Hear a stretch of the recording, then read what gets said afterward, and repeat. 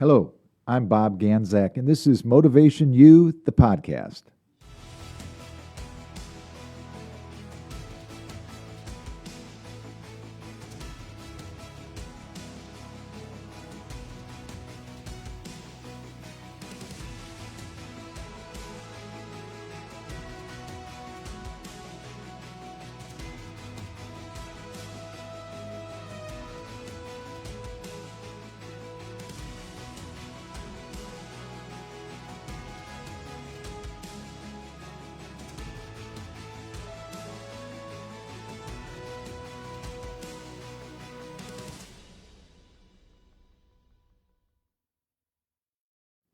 Hello, live from the Coach's Podcast Room here at Spurrier's Gridiron Grill at Celebration Point. This is Motivation U, the podcast. And yes, it is my birthday, and there is no better guest that I could have on this show than my own son on my birthday. Probably, I started something a couple of weeks ago, which I refer to as the RPS, the Relentless Pursuit of Success. And I modeled that after him because when I was thinking about my son, that relentless pursuit of success is something that I admire the most about him. So every week we're going to try to talk about somebody who has that relentless pursuit of success. But let me introduce you, the person that inspired that thought, my son, Matt Ganzak. Welcome to the show, Matt. Oh, thank you. I like that. It kind of sounds like I'm just messing up all the time. So it sounds like I'm just, I'm inspiring, how you can get through failures and finally, turn the corner on something. So, I mean, that's cool.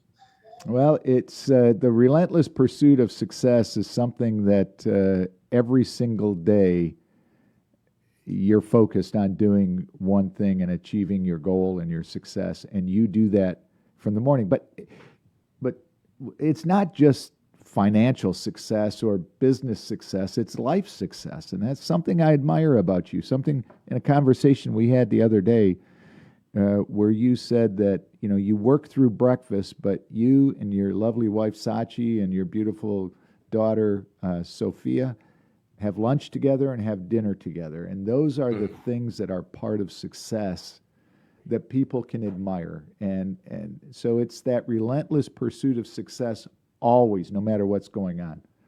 That's the point Yeah. behind it. Well, I appreciate that. And another thing is I try to cook or prepare every lunch and dinner. So no matter what's going on, I definitely want to be present and spend that time with them. So, I mean, I can literally get off a call with somebody, where I'm, trying to overcome whatever difficulties, and I just set it down and cook dinner and spend time with them. So it's something that's really important to us, and I don't understand how anyone could operate outside of that construct of time, spending time with their family like that. That is awesome. Yeah, going back in your world, business wise, back to when you were like 15, 16, there was a man that I very much admired that that very well, Mr. Ernie Wynn, and he once said something about you to me. He said that's the best salesman I ever met, and you were a 15-year-old person at the time working at Play It Again Sports. Something about pizzas, Papa John's pizzas, and another company on the weekend, and going to school and getting good grades and everything else. What was it about, you at that time that you enjoyed so much getting out there and interacting and being in the business world? Yeah, the biggest thing was the pesky child labor laws, and you could get around it by working for three companies 20 hours a week, and you could still get paid from three companies. So that's why I had three jobs, because couldn't just work one, you know stupid laws. But yeah, from that standpoint, I feel like I wanted to have different experiences, and each one of those jobs gave me a different experience. And, working at, Papa John's gave me experience of, food and hospitality and, dealing with customers. And, the Played Against Sports gave me that experience of selling and earning commissions, which was something that was really interesting to, a young kid, 15, 16 years old. Like, why would I get people walking in that are, looking at $50, tennis rackets or whatever, when I can just snipe the people that are walking around the $1,000 treadmills? And I started selling crazy amounts of treadmills just because I could sell to whoever, and just kind of got my pitch down and started earning commissions on, the things that I was selling, and so forth. And then even started going out and doing outside sales and trying to bring people in, to sell them gyms, home gyms, and, different things like that. So, I started getting that hunger from there. And then computers and technology, I started getting around, new technology that was emerging. Apple had just dropped some of their new technology at that point, and, I really, found a love for it, and, learned how to start fixing computers and, doing a lot of things that would become part of my future. So really it was just a hunger. And I think it probably started with having to, pitch my parents to let me go and, play with my friends after sundown, or, whatever sort of, pitch, if you let me do this, then I'll do this type negotiation, which started pretty early on. And you let me do that because, I started developing those negotiation skills, which I can imagine, kids have difficulty doing that today. Like, it's just like, no, no, no, no, no. Like, the word no, like, as we're born into this world, we have this infinite possibilities of yes. And it's the no's that change us and rewire us to become, these people that just feel like the success is never going to happen. And, no, you can't accomplish that. You can't do this. You can't do that. And, being in a world of yeses, where you have to articulate what you want and come to the table with a fair negotiation, is basically what drives my business today. Like, I had a guy yesterday that wanted me to come on and just said, "Hey, what's your price? Just name your price." Wants me to come on and fix something for him, right? So I said, "Well, here's my usual cost, and, here's a baseline of what I usually do." And then I got on the call yesterday to kind of assess where they are in the situation, and they're nowhere near where he thinks they should be in their mind. So, I mean, to me, that's like, all right, well, now I have more responsibilities that I need to take. So we were here, now we have to go up to here because of the considerable amount of extra work that needs to be done. It's just negotiation. And, that's probably 80% of my success, is having a hunger, having the drive, and being able to clear and fairly negotiate terms, come to terms, agree, and proceed forward. It's interesting that even as a youngster, when we first moved to the Lakeshore area, St. Joe, Michigan, you would go around to neighbors' houses and set up their VCRs and their television sets and wire those things for them as a 10, 11, 12 year old, which I always admired that as you wanting to do those things for other people. It was always serving others. Matt, talk about your mindset. You were living in Valdosta, Georgia, and you made a decision to move to New York. And I'll just tell a snippet of the story. Is you got a job interview but you had already rented a room up there. And when the guy asked you, where are you staying? I got myself an apartment. He said, why did you do that? I mean, because you told him, because you're going to hire me. I mean, where was the mindset when you moved to New York and started working for that company there?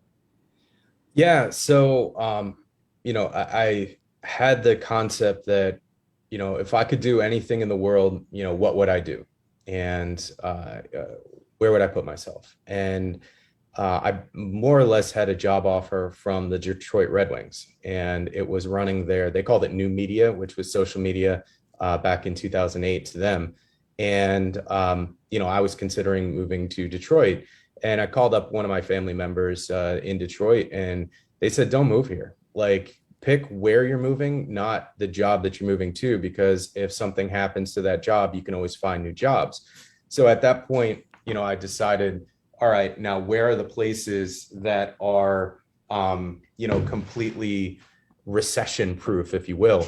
And I basically decided New York and LA. And considering I don't really, jive with LA that well, I'll move to New York. And so I made the decision of where to move to.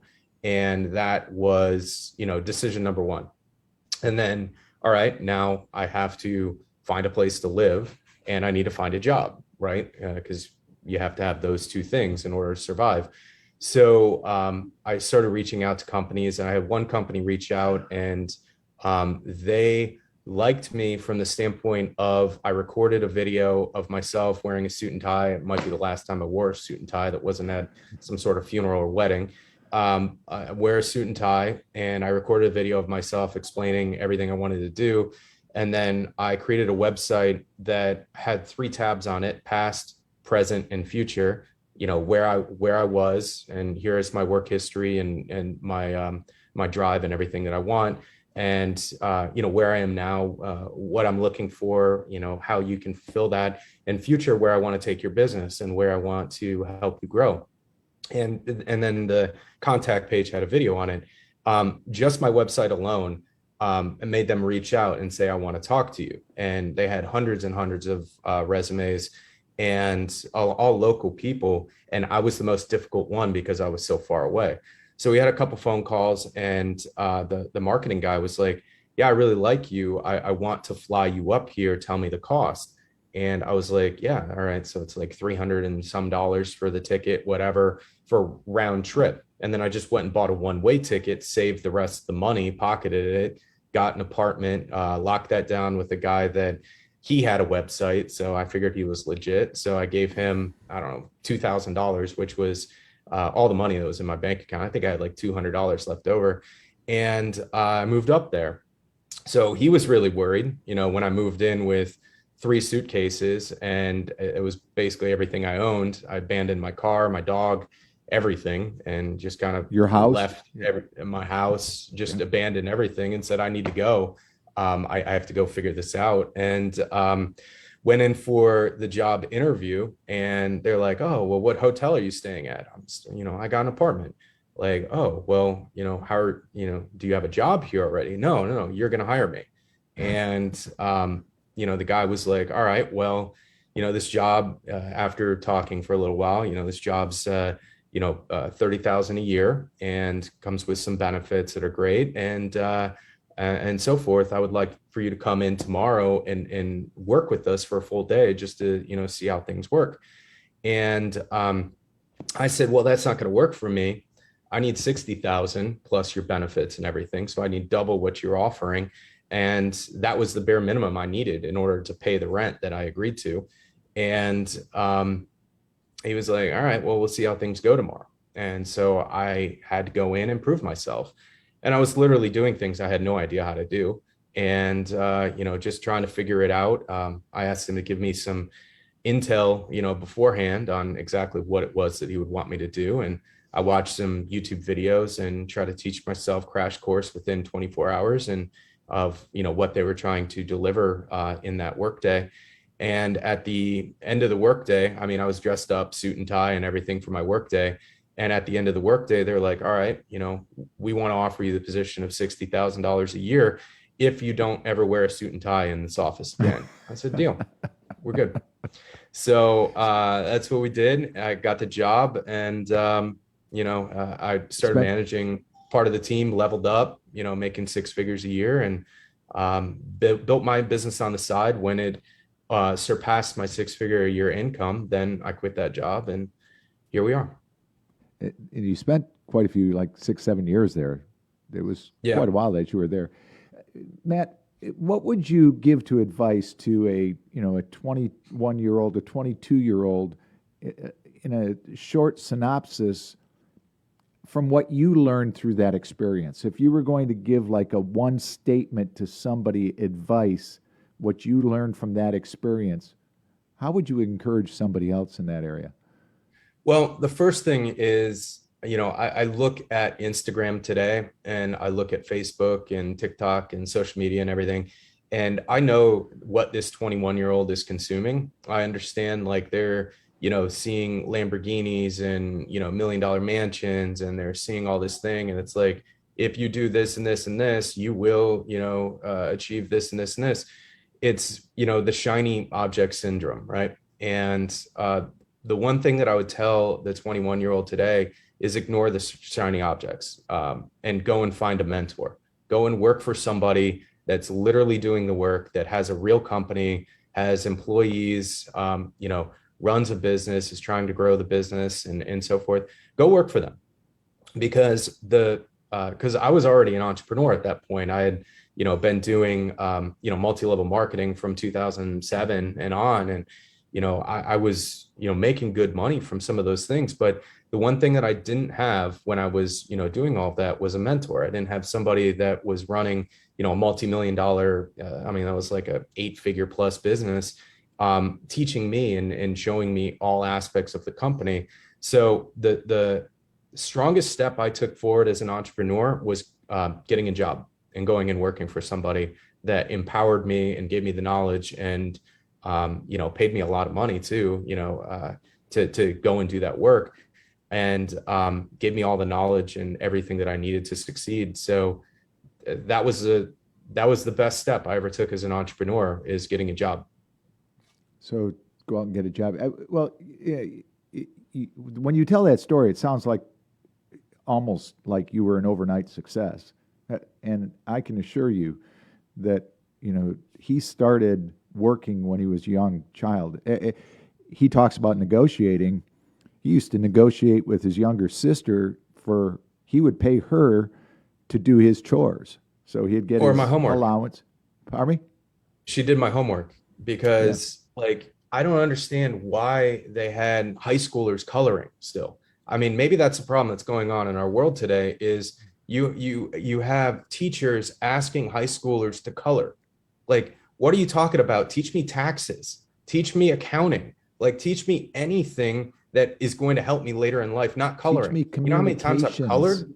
Oh, Like amen. it's ridiculous. So I would pay her to do my coloring homework in high school, and stuff like that. It's absolutely ridiculous. But yeah, no, I would negotiate But with there her. was but there was a constant stream of business that you were involved in. I mean, you worked inside our radio stations for a while. You worked inside our marketing company for a while. And in each place you went to, you came in as a part-time person, and then became a huge asset to the organization, which, you know, that's something that is inside of you. That's that when I talk about that relentless pursuit of success, that is that no matter what you are going to do, you're going to do it at a high excellence level. And that's what I see lacks sometimes, where people just want to get by. Yeah, and like what I tell people all the time is, overnight success takes a lot of overnight work.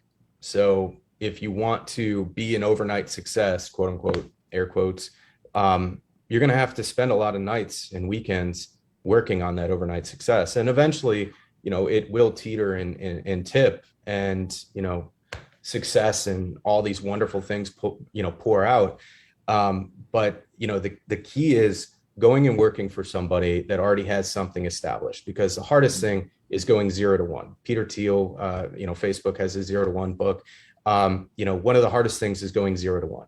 Like, go and find a company that's already profitable and moving and can pay you a fair salary and has staff and all those things.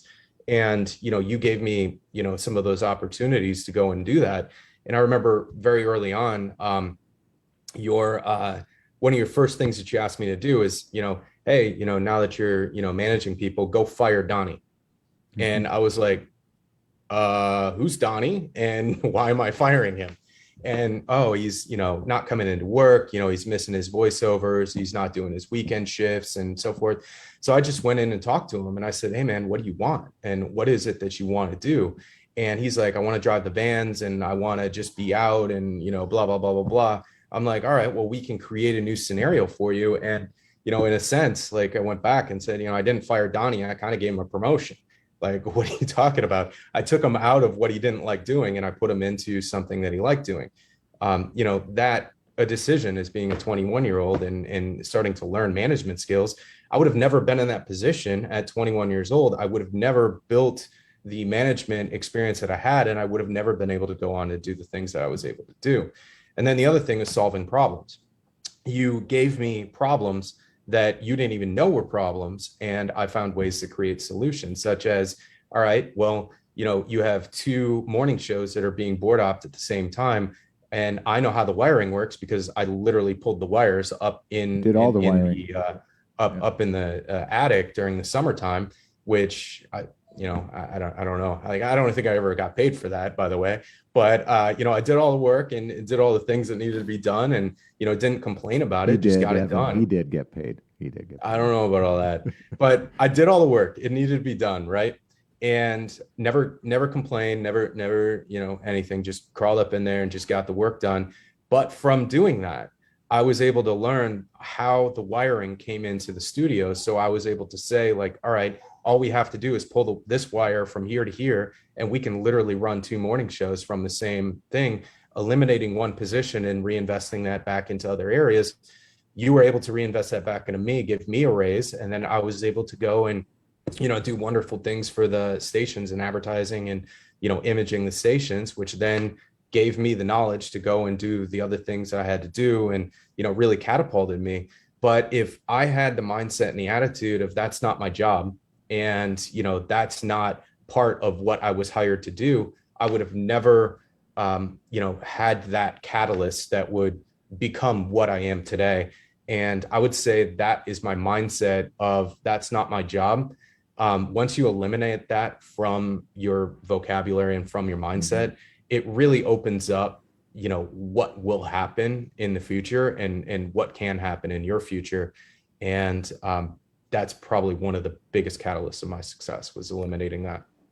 Well, one of the things that I will say, I can't take any of the credit for what Matt's talking about because I have to spread that credit to somebody else that was really a key. One of the things that I did right at that point was I made sure that Matt reported to somebody that wasn't me, which when I work with teams that have fathers and sons, that's a difficult thing. But Matt actually reported to the current mayor of Valdosta, Georgia, and a lot of the management and leadership that Matt learned from that experience at the radio station has to go credit to Scott James Matheson, who was Matt's supervisor, and they have a good friendship. I mean, Scott admires Matt very much, and now he's mayor of the city.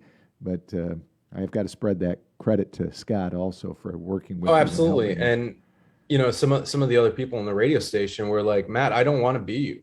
Like, you have two bosses that call you at all hours of the night. Like, it could be 2 a.m. and it's like, hey, something's down on this station. Will you run up to the station real quick and fix it? And, I don't care. I just had that attitude of like, whatever needed to be done is going to get done. And once people started seeing, like, I don't want to be Matt, I don't like, I was at this station at 5:30 a.m. and a lot of times I was there until 5 o'clock at night. You let me take a long lunch break, and we had the golf membership, so I could play 9 holes during my lunch break, and it was the only thing that kept me balanced of working 12-hour days, 6 days a week, often Saturdays doing remotes. But point being, like, I just had the mindset of I just need to do whatever it takes just to gain that experience and get the work done. And I never asked for more money. Like, I never asked for like, oh, I need a car, you got someone else a car, like I need a car too. I had none of that entitlement. I just knew what needed to be done, and it was invaluable work experience that just parlayed through my entire career. We'll go back to the opening. Relentless pursuit of success. And that is the attitude that we talked about. When we're going to take a break in about 5 minutes. We're coming to you live from here at the Coach's Podcast Room in Spurrier's Gridiron Grill at Celebration Point. Behind us here on my camera, we got all of Coach Spurrier's helmets that adorn this beautiful wall behind me, which is an awesome place to do this show from. Matt, in the next couple of minutes before we go to break, you had a mentor when you went to New York, the gentleman that owned the business that passed away. Share with us and the audience some of his traits that you admired, because you really, really cared for that man. Some of the, the first things that come to mind is he didn't take care of himself. And that's not an admiration, but when you ask me to share some traits, like I can't not mention that aspect of life. And he might still be with us today if he would have taken better care of himself. So I would say, as an entrepreneur, as a business owner, one of the lessons I learned is how important it is to take care of yourself, eat well, and exercise, and all that things that are so important. So, sometimes through tragedy, you can learn, life lessons. And that's one of the top life lessons that I've definitely learned from him as a mentor. Some of the other things were, he taught me how to recognize things in your everyday life and then apply them to marketing, and how marketing is everywhere around you. And at that point, I was taking the subway, into work every day. And I had a couple of trains that I had to transfer and whatnot, especially when I lived out in Brooklyn before I moved to Upper East Side. So I would see a lot of advertisements, and I'd be advertised to, significantly. And he would ask me questions like, what advertisements grabbed your eye on the train this morning? What did you read? Whatever. And we would talk about that, talk about the colors, and talk about, what about that stood out, and so forth, because that's banner advertising on the web. As the average person is advertised to 1,000 times a day. How many things are you clicking on per day? How many things are you signing up to? How many things are you buying per day? What messages are connecting with you?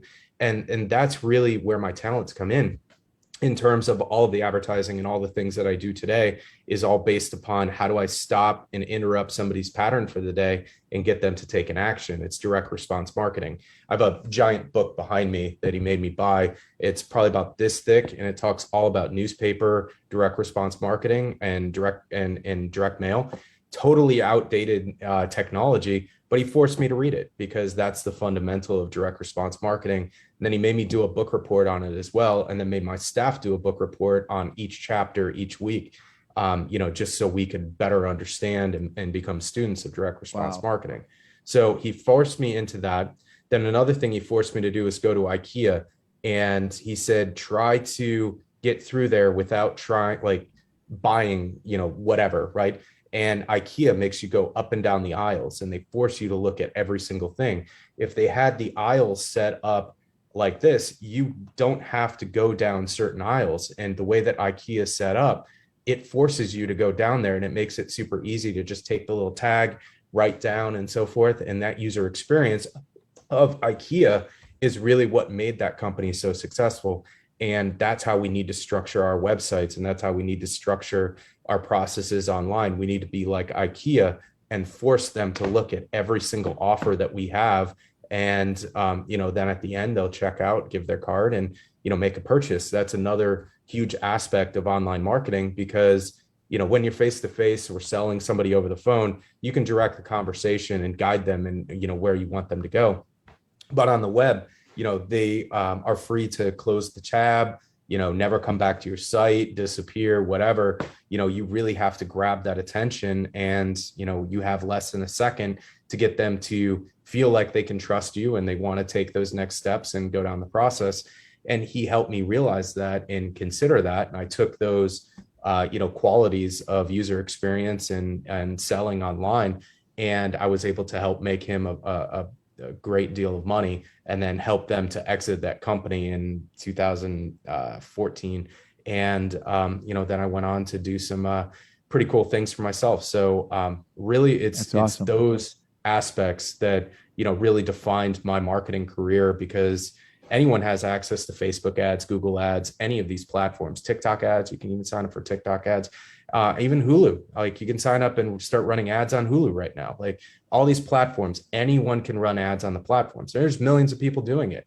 So that's more competition. That's more people vying for those eyeballs. How are you going to stand out against those millions of people and millions of sites? Literally, I could have an idea this morning, have the website online by afternoon, and make my first sale before I go to bed. How do you compete with me? And literally, I don't even have to have the product. I can drop ship the product, or do whatever needs to be done. I could. There's all sorts of ways to source products.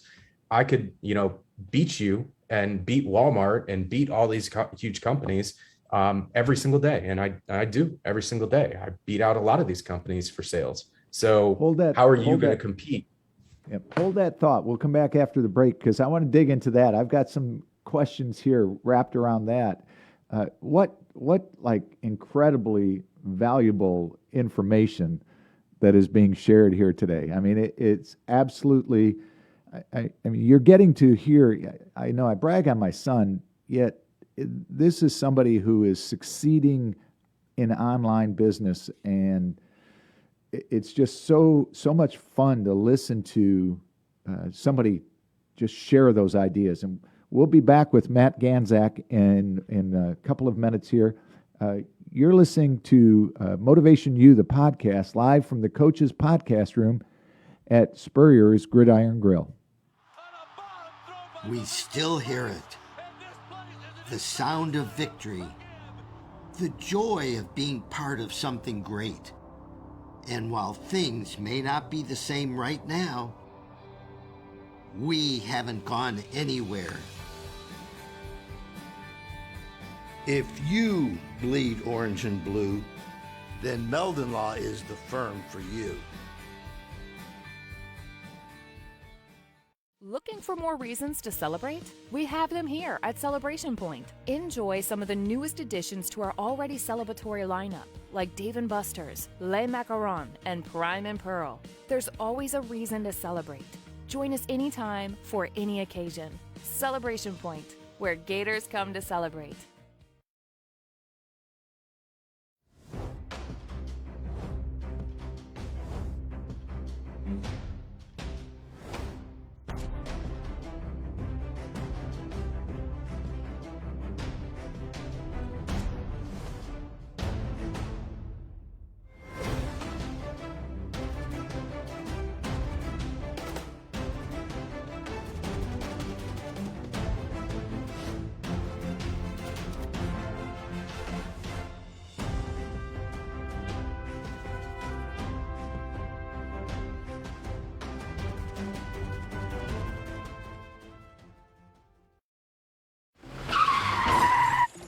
Oh my gosh, I can't even believe this.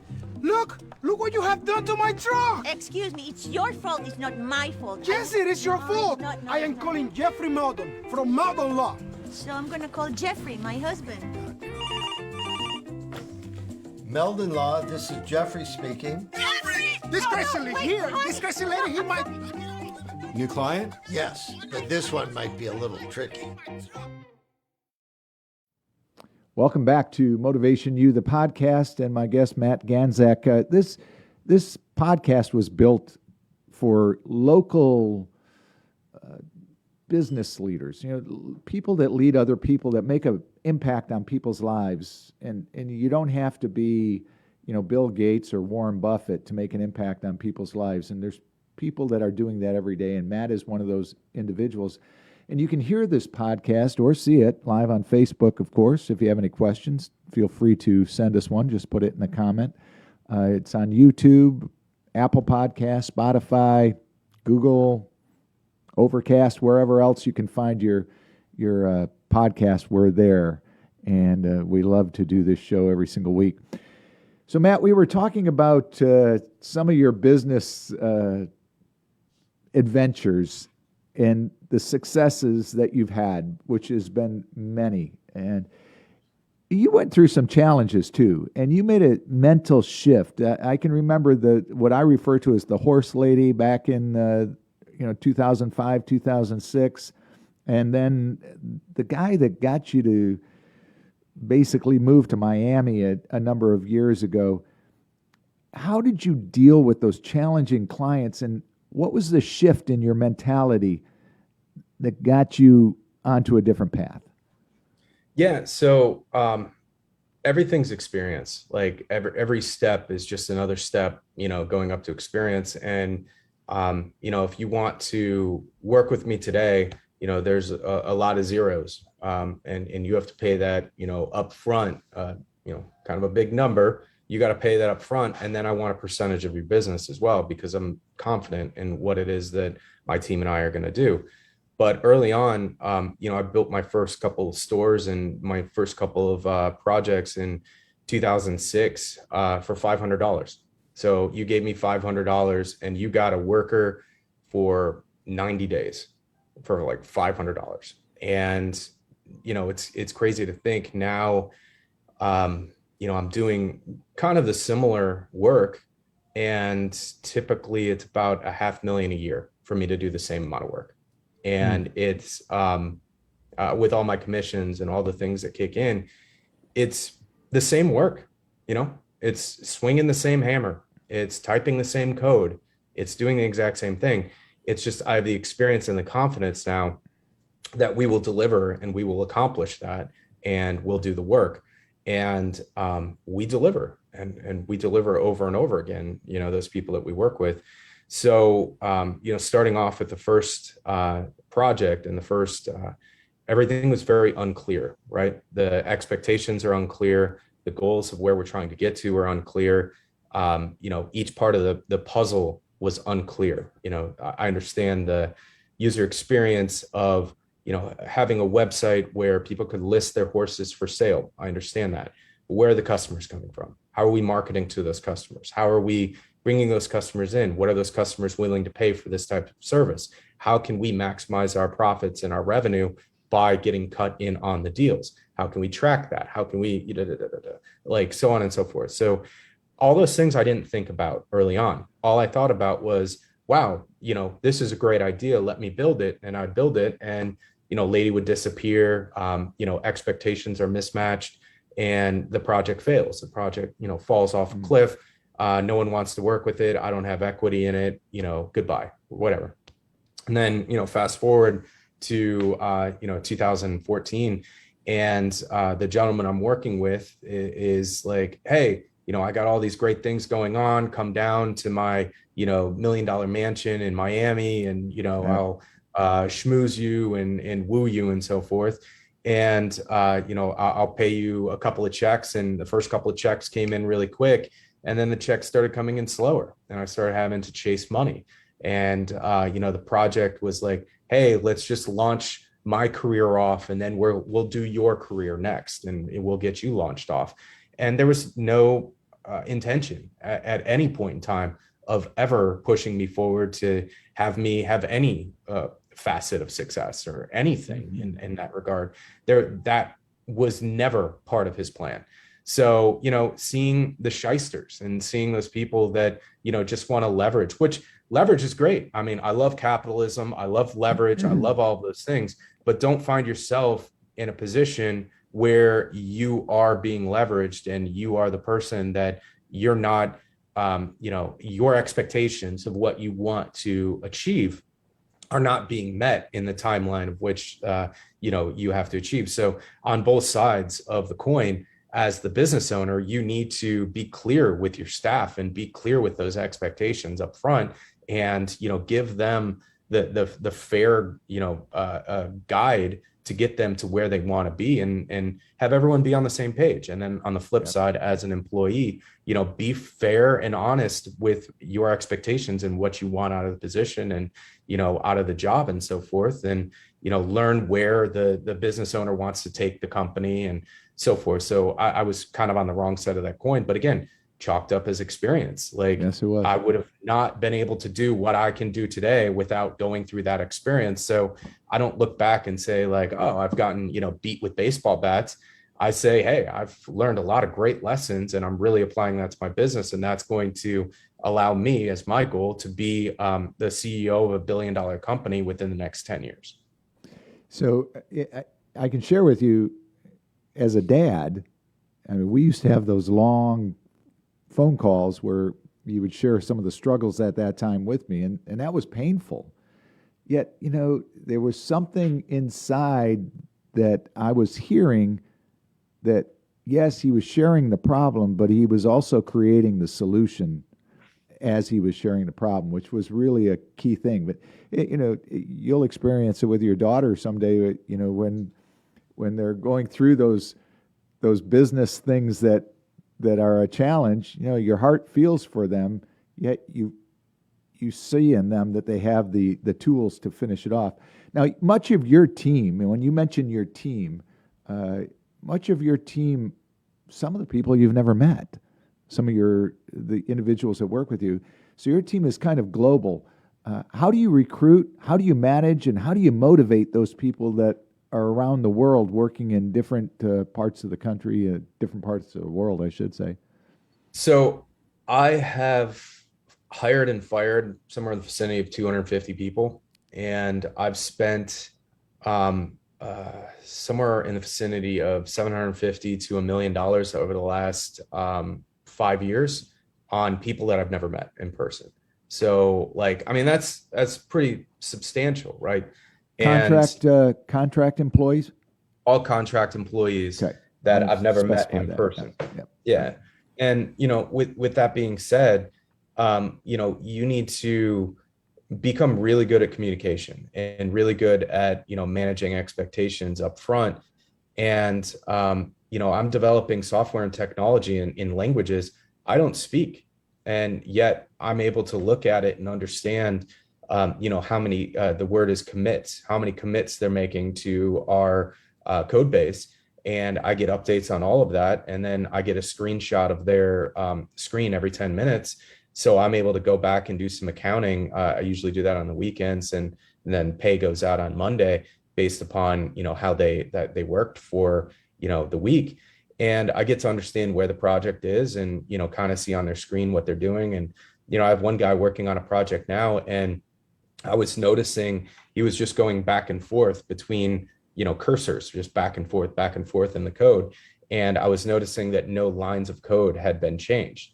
And I could see his keystrokes and all the other things like that. And I sent him a message, and I said, not like, hey man, you're fired, you're not delivering your end of the deal. I messaged him and said, what do we need? What do we need to get this project moving along? Do I need to hire more staff? Do I need QA, which is quality assurance? Do I need to bring on testers? Do I need to bring in front end guys? Do I need to bring in designers? Tell me what it is that I need to do in order to, forward this project.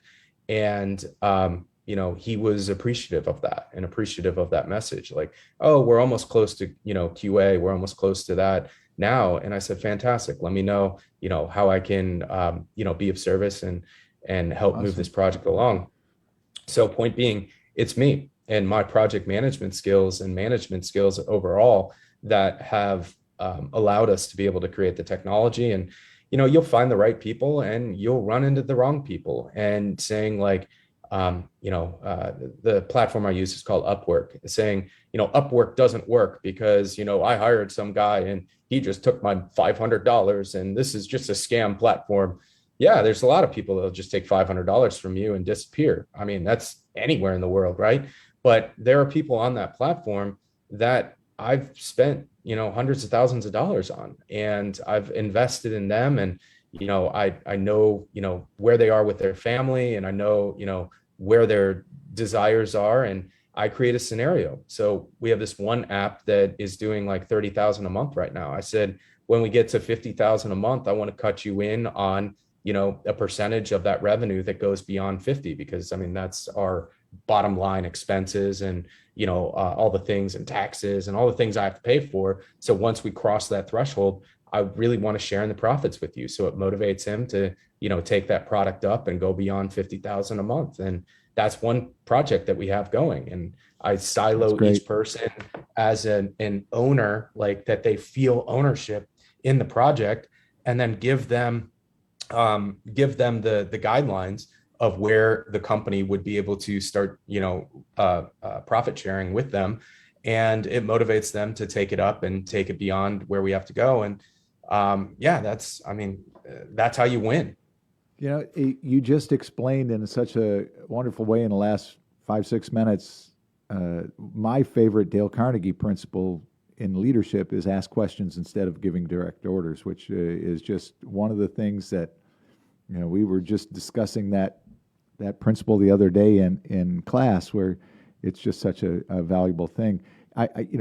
We have like 14 minutes in this show left, and I've got like 100,000 questions I want to talk with you about. But one thing as part of that is you must fail fast with your employees. Like, I had one person charge me hourly to update her Adobe software. And that was the first thing that she did. And I saw the screens and so forth, and I fired her right on the spot. I said, keep the $45. We're done. I'm not going forward. So you have to fail early with your people, but give them enough opportunity to win, but fail super early. Because if I tried to turn her into the thing that we needed for this company, I would have failed miserably and I would have lost time. So, there's always more money. There's never more time. So, you have to buy people's time intelligently and not lose your time in the process. So, fail early. So I didn't ask her any questions. I just told her, you're fired. But, we're done. In that circumstance, like, if there was a way to That's a salvage character issue too. Yeah, there could have been, but, don't charge me to, $45 to update your software. That's not that, if you're doing that on day one, like, you have some serious business ethic issues. Matt, But you've back to what you're saying. you've evolved business wise with all the changes in your personal life. I've watched you shift your mentality when you and Sachi got married, and you've done such a seamless job. And now, as fatherhood has brought onto you, how do you keep that balance? What is the key? I know your daughter's only 14 months old, my granddaughter. Yet, even in that short period of time, I see a balance. Just share with us quickly how you keep that balance. The biggest thing is communication, and Sachi and I have a communication where we voice what it is that we want, and we let the other person have what it is that they want within reason, and we have that communication. And some of the things are, I have some things that I enjoy doing, and I do them for a confined amount of time. And before is family time, I get to, do my time and spend the things doing I enjoy doing. And then after that is time with her. So, we come to an agreement on, and a compromise on what it is that we want to do. Otherwise, either of us would hold resentment, and there would be stress and pain, and that would build up. And after 10, 15 years, I can imagine that would turn into a bad situation. But we have that communication where we, within reason, describe what it is that we want, and we are able to live the life that we want and do the things that we want to do. Another thing is, I'll just come out and say it, making good money. Like, one of the biggest stresses on families right now is money, and not being able to pay bills. And for us, like, we've had some stresses in terms of, like, I've made some pretty big investments. I put $500,000 in 1 year into a software that failed. And she didn't come to me and say, hey, I don't know if you can manage our family and manage our finances when you're making bad decisions. I think it's 2019, when you're making bad business decisions. She said, you know what, you learned a lot from that, and you're not going to make that same mistake again. Here's how, and then we talked about how we're going to go forward and solve that problem. Then I got into day trading earlier this year, and I lost like $17,000 in an hour, whatever. And I was like, hey, Sachi, I lost a bunch of money just now. And she's like, all right, well, what did we learn from that? And, like, those are the situations, right? So, it's a matter of having that communication, not flying off the handle, and understanding the other person's point of view, and, what the other person wants, and creating the life that you want based upon that. which isn't possible without having income and passive income at that. So you have to have streams of income today. Retirement for me is not going to happen. Like if I were to put money into a retirement account, I was sitting down talking to a financial advisor, and again, like, why am I going to sit down and talk to a guy that makes like 10 times less than I do and have him tell me about finances, whatever. But I'm sitting down and talking to this financial advisor, and he's like, well, you need to put, this money into this and this money into that. And Sachi turns to me, she's like, why don't we just keep doing what we're doing? Obviously we're doing something right. Just keep doing what we're doing and just keep building streams of income and just having, these streams coming in. And we made that decision that, we're going to keep doing that. So number one, find a great partner that is going to support you and work together and, have that good teamwork. And then, have that clear communication on, where you want to be and, what each person wants day to day, month to month, year to year, whatever. And you have to build streams of income. Like, you honestly are not going to be able to retire or do the things you want to do later in life if you don't have multiple streams of income, because at the rate of inflation right now, it could be, $10 million a year is middle class. I don't know, in 10 years, 15 years, like $10 million a year could be the middle class. And it's crazy to think, but they are literally minting $1 trillion coin right now and talking about it. Like, these people have no idea what's going on, and that is affecting our kids and our grandkids and everything else. So you need to make a ton of money in order to offset what's going on in the world today. And I would tell you, we would have a lot of stress if we wouldn't have the money coming in that we have. Awesome. I appreciate that. I absolutely love my daughter-in-law. After that 5 minutes, I even love her a lot more. I love her spunk, that Cuban spirit that she has, that her mom and dad has instilled in her, which is just awesome. So you have a new project. We got about 8 minutes to go here. Let's talk about this new project, which is I refer to it here in my notes as the Sophia Bella collection. How did that get started, and what is your thought process on that? So the first thing is, we were talking about trust funds, and we were saying, like, how do we set up a trust fund for her? And, that's the point of, like, money is just devaluing. And how do you put money into something that appreciates in value at a rate that offsets the depreciation and inflation of currency, right? So we sat down and we were talking about that and just talking about, the future of our family and, setting up a trust fund and all of that. And I said, well, the best thing that we can do is set up a business and, have the trust fund own part of the business where we're paying in dividends into the trust fund out of the company. And then that would set up our kids for life, right? So that is the concept of where that came from. And then when she was born, I started looking at our credit card statements and started seeing how much money we were spending on, like, kids' clothes and, like, kids' products and whatnot. And I did some research and come to find out that the number one audience demographic of people that buy things are new moms. It's the number one audience that spend the most amount of money. And they buy children's stuff and stuff for their kids. So I was like, all right, let's develop something in that niche, and let's research. And we spent a year of research buying from all of our competitors and finding, what works, what doesn't work, what we like, what we don't like. And we created a product line based upon that. And we're working on manufacturing that now for production. That is awesome. And when do you think that'll hit the stores? It's tough to say. I'm a huge proponent of, made in America and having, products made here. And I don't want to make the products overseas. And when we did the research of children's clothing, the specific children's clothing that we definitely like, it's all made in China. And we don't want to make our product in China. Like, I don't want, literally children making my children's clothes that I'm profiting off of. Like, I have a level of business ethics that, I'll stick my foot down on that one. So I want, people in the United States making fair wages and developing our adults making fair wages, developing our clothes and, selling them online. Even if it costs us more money, we'll figure out how to do it. So, we're figuring out how to ship product here right now with, the issues, because we have to get, the threads from other places and all of that, and we can assemble it here in the United States. And then I'm trying to also find manufacturers here in the United States that can create the products for us, and, hitting a wall. Like, no one makes anything in the United States anymore. So, if anyone wants to reach out and, sells fabric, please send me a message. I will buy from you. But point being, we have to find where to source the products. And I just put my foot down on assembling the products, and I want them assembled here.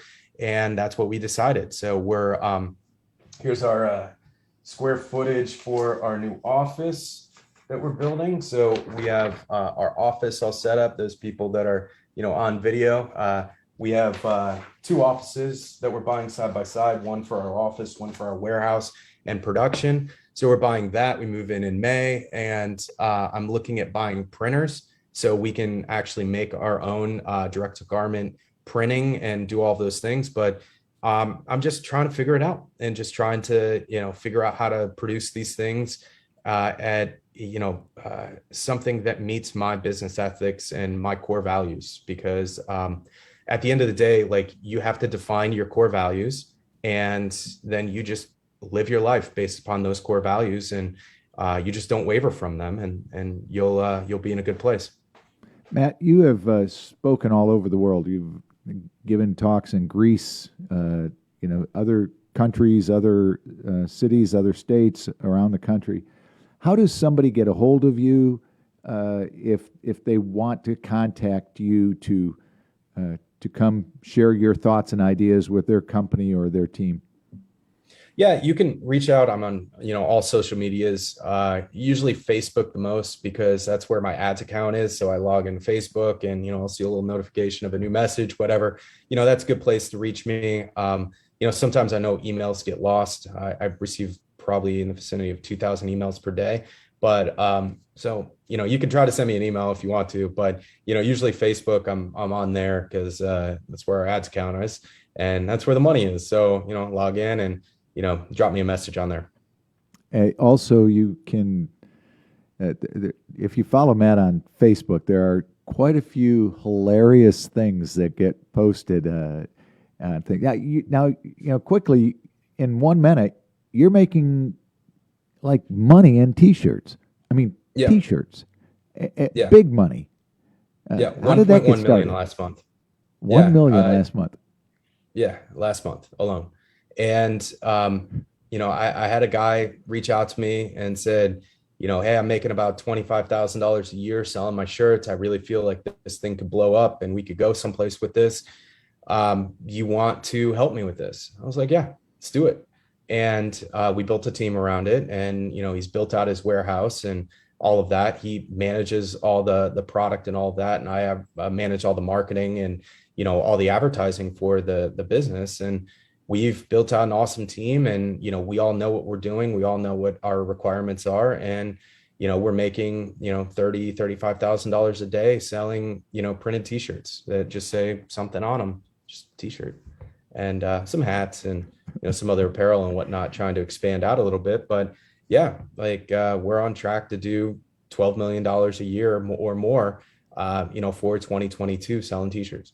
And just obscure sayings. I mean, you brainstorm ideas and thoughts, put it on a shirt, find the right niche for the people that would be interested in that vernacular of a topic, and they purchase it.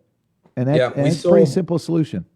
Yeah, last month we sold $125,000 in shirts before they were even made. And then we're like, all right, now we got to make them. That's a tough problem to have. That's a tough problem. Yeah, we made $125,000 in one day, and a lot of that organic. It just went viral, and we were just like, all right, we have back end partners, we have people that can deliver and so forth. You just have to build the right team and, have the right product and put it out there in the right message, and crazy things will happen. And, crazy things happen to your life when you start doing crazy stuff. Matt, I want to thank you very much for being with us today. You couldn't give a better birthday present to your dad than than sharing an hour on this Zoom call and ideas. I'd love to have you back. As a matter of fact, I would love to have you and your sister on sometime at at the same time. It would be an interesting thing to see the educational, the traditional educational, and the earn the educational sides of getting to corporate America. I think that would be something that would really be interesting. So, yeah, I I got you, son. 15 seconds from her yesterday. So she gave me 15 seconds of her time yesterday. So it was a big deal, big day for me yesterday with her. Well, enjoy your day. Thank you for sharing it with us. This is Motivation U, the podcast, live from the Coaches Podcast Room at Spurrier's Gridiron Grill, Celebration Point. For my great producer, Evan Miller, Mr. Everything. I appreciate it, Evan. Have a wonderful day.